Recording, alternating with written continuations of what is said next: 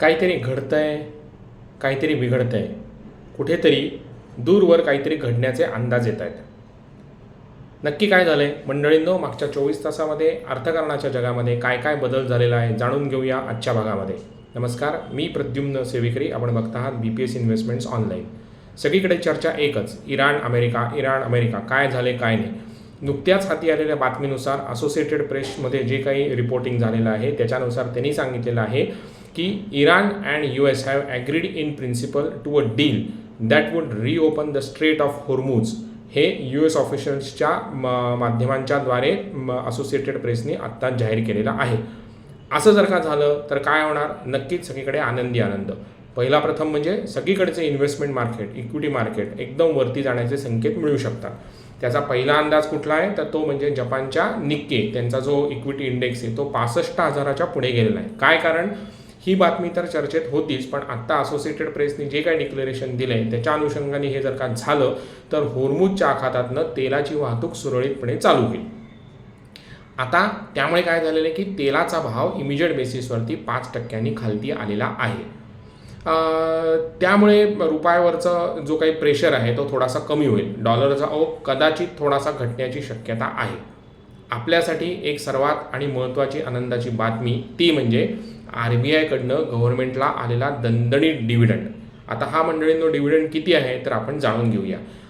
22-23 आर्थिक वर्ष 22-23मध्ये हा होता 87,416 कोटी. वाढ कशी झाली बघा त्याच्यामध्ये.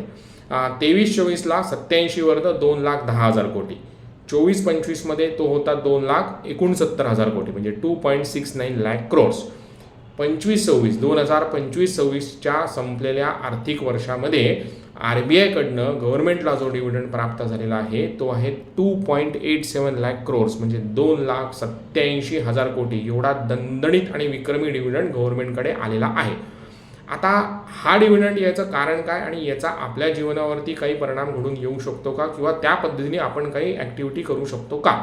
तर पहिला प्रथम म्हणजे RBIची बॅलन्स शीट वाढलेली आहे. RBIची बॅलन्स शीट वाढायचं काय कारण तर गोल्डचं व्हॅल्युएशन वाढलेलं आहे. सोन्याचं व्हॅल्युएशन वाढल्यामुळे आपसूक डिव्हिडंड म्हणजे त्याच्या याच्यावरती आपण म्हणतो मार्क टू मार्केट, म्हणजे आपण घेतलेली वस्तू समजा 1 रुपयाची असेल आणि आत्ता त्याचं व्हॅल्युएशन जर का 3 रुपये असेल तर कागदोपत्री आपल्याला 2 रुपयाचा नफा मिळालेला आहे. अनटिल अँड अनलेस आपण जर तो विकत नाही तर तोपर्यंत that is paper profit.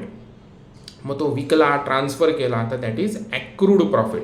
Paper profit आणि ॲक्रूड प्रॉफिट याच्यातला हा डिफरन्स. मग तो गव्हर्नमेंटला ट्रान्सफर केल्यामुळे गव्हर्नमेंटला मिळालेला आहे डिव्हिडंड 2,87,000 कोटी. मागच्या वर्षीपेक्षा तो 7% वरती आहे.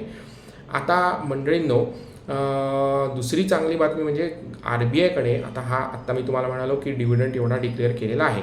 सोनं किती आहे हो तर RBI कडे सोनं आहे 880.52 metric ton as of 31 March 2026. 880.52 metric ton एवढा सोन्याचा साठा RBI कडे आहे. ओके, मग आता या RBIच्या डिव्हिडंडचा किंवा सोन्याचा आपल्या वैयक्तिक आयुष्यामध्ये आपल्याला काही उपयोग करून घेता येईल का? या बातम्या फक्त बातम्या ऐकण्यासाठी बघण्यासाठी आहेत तर नक्कीच नाही. मला असं वाटतं की जसा RBIनी गव्हर्नमेंटला डिव्हिडंड दिला, भले तो वार्षिक असेल, डिव्हिडंड मिळाला, हा विंडफॉल गेन आहे. विंडफॉल म्हणजे एकदम धमकन आलेला डिव्हिडंड आहे. ओके, मग तसं आपल्याला काय करता येऊ शकेल तर आपण आपला इन्व्हेस्टमेंटचा पोर्टफोलिओ त्या पद्धतीने चांगल्या शेअर्स अथवा चांगल्या म्युच्युअल फंड्समध्ये ठेवला आणि आपल्याला जर का असाच डिव्हिडंड चांगल्या इक्विटी कंपन्यांनी दिला तर आपल्यासाठी सुद्धा तो विंडफॉल गेन होऊ शकतो. कसं ते बघूया पुढच्या काही भागांमध्ये. तोपर्यंत स्टे इन्व्हेस्टेड, स्टे कनेक्टेड. जाणून घेऊया अशाच बातम्या दररोज सकाळी. धन्यवाद. आवडलं तर सबस्क्राईब करा BPS इन्व्हेस्टमेंट्स.